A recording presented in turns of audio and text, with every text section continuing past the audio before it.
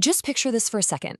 Over just 12 hours, a massive, coordinated attack unfolds across an entire region of Pakistan. I mean, this was an assault on a staggering scale. So in this explainer, we're going to break down exactly what happened during this province-wide siege. The target? Pakistan's biggest province, Balochistan. And the attackers didn't just hit one or two places. Nope, they hit 16 different cities, almost at the same time, in a wave of violence that stretched for hundreds and hundreds of miles. So what really went down that day? How could an attack this big even be pulled off? Who was behind it all? And what happened next? All right, let's get into it. Okay, first, you've got to understand the sheer geographic scope of this thing. This was not some isolated incident. It was a full-on, province-wide siege, and it was designed to create as much chaos as possible.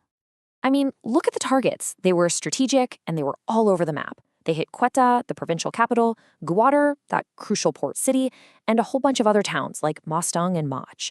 The goal here was clearly to show they could strike anywhere and paralyze the entire region. So how did all these attacks actually play out on the ground? What was the impact on everyday people and on the security forces trying to respond? Let's take a look. In the capital city of Quetta, things got really bad really fast.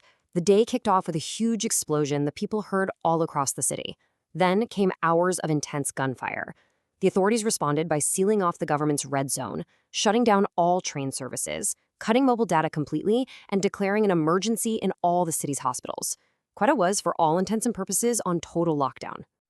And this right here, this just shows you the level of fear and control. In another town, Muktug, officials had to use the loudspeakers at mosques to broadcast these urgent warnings, telling everyone to stay inside their homes for their own safety. But beyond all the strategic chaos, there was, of course, a devastating human cost. Over in Gwadar, a laborer's family was tragically targeted and killed. The victims included a mother and her 3 children. A heartbreaking reminder of the real people caught in the crossfire. In the middle of all this turmoil, getting clear, reliable information was almost impossible. For example, in Mostang, unconfirmed reports started flying around that 27 prisoners had escaped a local jail after it was attacked. It just shows you how confusing and frantic the situation was for hours. So, the big question, who was behind this massive, coordinated attack? Well, a pretty well-known militant group quickly stepped up to claim responsibility. Let's take a quick look at who they are. The group is the Balochistan Liberation Army, better known as the BLA. They're a separatist organization, and their goal is an independent Balochistan. It's important to note they've been officially labeled a terrorist organization by both Pakistan and the United States. The BLA even gave this huge attack its own name, Operation Herald 2.0. That name alone kind of suggests that this was a follow-up or maybe an escalation of their previous operations, all designed for maximum impact, both physical and psychological. And this brings us to a really crucial point, the information war. See, the BLA has a long history of using propaganda to make their attacks seem way more successful than they actually were. For instance, after a previous attack on a train called the Jaffa Express, their social media accounts claimed they'd killed somewhere between 150 and 170 people. That number turned out to be completely false. It's a key part of their playbook. Create as much fear and panic as you can, even if the claims don't match reality. Now, according to the source material we're looking at, Pakistani authorities are pointing the finger at several key BLA figures as the masterminds. That includes their commander, Bashir Zeb Baloch, along with Allah Nazar and Harbiar Mari. The report also alleges that these leaders are directing everything from safe havens inside neighboring Afghanistan. So, when faced with an attack of this magnitude, something pretty unprecedented, how did the Pakistani state and its security forces fight back? Well, the response was swift and it was forceful. According to Balochistan's chief minister, security forces have neutralized more than 70 militants in just the past 2 days as part of their counterterrorism operations. And the leadership in the province wanted to project a message of pure strength and determination.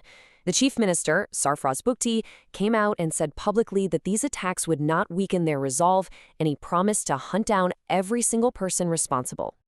The on-the-ground response was hitting on multiple fronts at once.